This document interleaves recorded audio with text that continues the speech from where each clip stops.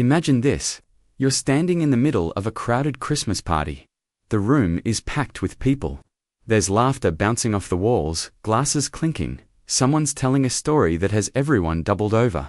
The energy is electric, but you feel like you're watching it all through a glass window. You're there, but you're not really there. It's like you're an NPC in someone else's game, just going through the motions while everyone else is actually playing.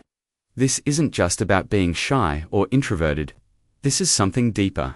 Something that cuts through you even when you're resurrounded by warmth and noise and people who supposedly care about you. This is called emotional loneliness, and it's one of the most brutal glitches in the human experience. Because here's the thing. You can be physically surrounded by hundreds of people and still feel like you're on a deserted island. The party doesn't fix it. The crowd doesn't cure it. If anything, it makes it worse. So why does this happen? Why does your brain do this to you? Let's break down the mechanism. Your brain is constantly scanning for connection, but not just any connection. It's looking for what psychologists call perceived social support. Notice that word, perceived. Your brain doesn't care how many people are in the room. It cares about whether you feel understood, whether you feel seen, whether someone actually gets you on a level that matters. You could have 50 conversations at that party and walk away feeling emptier than when you arrived because none of them touched anything real. Think of it like this. Your emotional system is running a constant background check. It's asking, am I safe here? Do these people know me? Can I be myself? And if the answer keeps coming back as no, your brain hits the panic button. It doesn't matter that you're surrounded by people. Your nervous system interprets surface-level interactions the same way it interprets isolation. To your ancient hardware, fake connection is worse than no connection because it's like drinking salt water when you're thirsty. It looks like it should help, but it just makes everything worse. Here's where it gets darker. The people who feel loneliest in crowds are often the ones who've been burned before. Maybe you grew up in a family where vulnerability was punished. Maybe you learned early that showing your real self gets you rejected. So you built walls. You got good at playing the part, at being whoever people needed you to be. And now, even when you want to connect, even when you're desperate for it, those walls won't come down. You're trapped behind your own defense mechanisms, watching everyone else have the experience you're pretending to have. There's also this brutal evolutionary angle. Humans evolved in small tribes where everyone knew everyone. Your brain is wired for deep bonds with maybe 5 to 15 people who actually matter. But modern life threw a wrench in that system. Now you're expected to perform connection with acquaintances, co-workers, distant relatives, friends of friends. You're juggling 50 shallow relationships instead of 5 deep ones. And your brain knows something's off. It's like trying to charge your phone with the wrong adapter. The plug fits, but nothing's actually happening. The Christmas party specifically. That's its own special torture.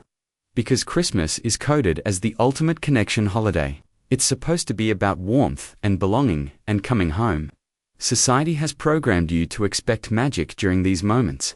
So when you show up and feel nothing, when you're surrounded by people celebrating togetherness and you feel like an alien, the contrast makes it unbearable. It's not just loneliness anymore. It's loneliness plus shame plus confusion about why you can't just be normal and enjoy this like everyone else seems to. And here's the real kicker. The more you try to fix it by forcing yourself into social situations, the worse it gets. You think you're broken because you can't connect, so you push harder. You say yes to every invitation. You show up, you smile, you perform, but performing isn't connecting. You're just exhausting yourself trying to feel something that only comes when you drop the act. It's like trying to fall asleep by thinking really hard about falling asleep. The effort itself is the problem. There's also this thing called social anhedonia, which is basically your brain's ability to feel pleasure from social interaction getting nerfed for some people, especially those dealing with depression or chronic stress. The reward system that's supposed to light up during human connection just stops working properly. You intellectually know you should enjoy this party. You understand that these people care about you, but your neurochemistry isn't cooperating. The dopamine hit that's supposed to come from laughter and conversation and shared moments, it's not firing. So you're left feeling empty, even when you're doing everything right. Let's talk about the comparison trap too. You're at this party, feeling hollow, and you look around, and everyone else seems fine. They seem happy. They seem connected.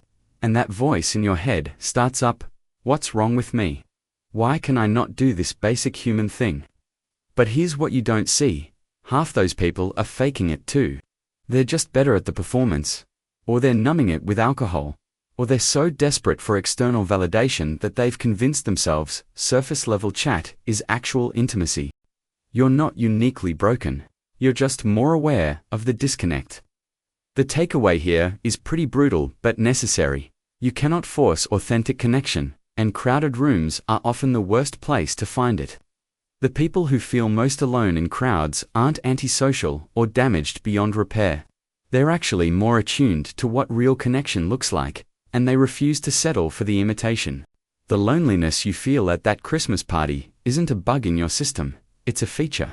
It's your brain telling you that quantity doesn't replace quality, that being around people isn't the same as being with people who see you. So what do? Stop treating social events like medicine you have to take. Stop forcing yourself to feel something that isn't there. Real connection happens in small moments with specific people who make you feel safe enough to drop the mask. It happens in conversations that go past small talk, in silences that don't feel awkward, in relationships where you can be tired or sad or weird and still be wanted. That Christmas party might not be where you find it, and that's okay. Sometimes the most honest thing you can do is acknowledge that you're lonely, stop pretending you're not, and start building the kind of connections your nervous system actually recognizes as real. The crowd was never going to save you anyway.